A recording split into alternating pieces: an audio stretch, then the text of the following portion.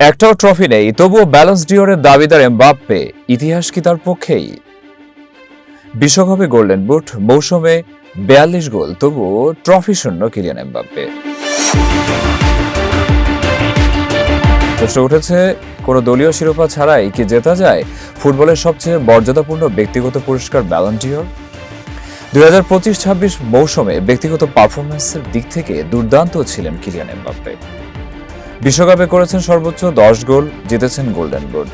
এছাড়া রিয়াল মাদ্রিদের হয়ে সব প্রতিযোগিতা মিলিয়ে করেছেন ৪২ গোল এবং লা লিগার সর্বোচ্চ গোলদাতাও হয়েছেন তিনি।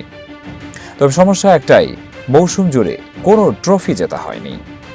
বিশ্বকাপে ফ্রান্স শিরোপা হারিয়েছে, আর রিয়াল মাদ্রিদও শেষ করেছে ট্রফি শূন্য মৌসুম। কিন্তু ইতিহাস বলছে, ট্রফি না জিতেও ব্যালন ডিওর জেতা অসম্ভব নয়। ১৯৫৬ সালে ইস্টার্ন ম্যাথিউস, ১৯৬৪ সালে ডেনিস ল, ১৯৭৮ সালে কেভিন ফিগান, ২০০০ সালে লুইস ফিগো এবং ২০১৩ সালে ক্রিস্টিয়ানো রোনালদো দলীয় শিরোপা ছাড়াই ব্যালন্স ডিওর জিতেছিলেন। সবচেয়ে বেশি মিল খুঁজে পাওয়া যাচ্ছে জার্মান কিংবদন্তি গার্ট মুলারের সঙ্গে। ১৯৭০ সালে কোনো ট্রফি না জিতেও বিশ্বকাপে ১০ গোল করে ব্যালন ডিওর জিতেছিলেন তিনি। আর সেই পথেই হাঁটছেন এমবাপ্পে। দলীয় সাফল্য না থাকলেও তার অসাধারণ ব্যক্তিগত পারফরম্যান্স ব্যালন ডিওরে দৌড়ে রেখেছে একেবারে সামনের সারিতে। এখন ফুটবল বিশ্বের অপেক্ষা ২৬ অক্টোবর পর্যন্ত।